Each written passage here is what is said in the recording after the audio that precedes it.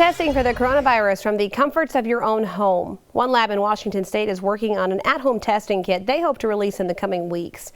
Fox's Brenna Kelly spoke with the lab's director about their plans.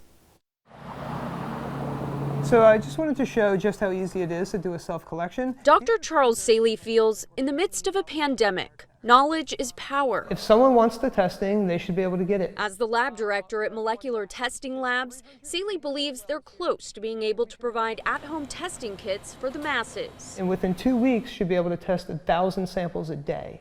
That's more per day than most people, or than the entire state of Washington is tested. As COVID-19 continues to grow and spread, every day counts. So far, there's been little access to testing kits because of delays in distribution after the CDC had to remake parts of them due to accuracy issues. This disease came at us fairly quickly.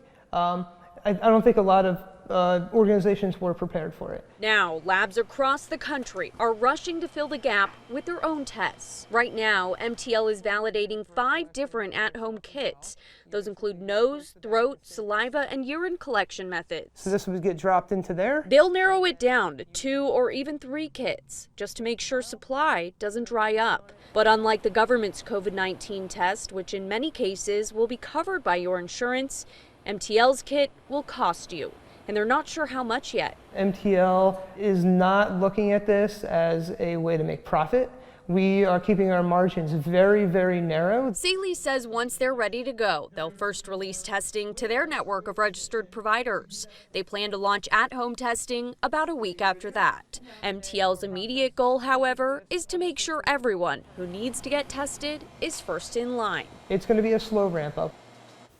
A new study in China is taking a closer look at how the coronavirus impacts children. Scientists looked at 10 kids who had been diagnosed with the virus. 7 ran a fever, and while some reported coughing, sore throats, and nasal congestion, none of them reported muscle aches, headache, or pneumonia that can be found in adult cases. Experts say these milder symptoms in children may make early detection more challenging.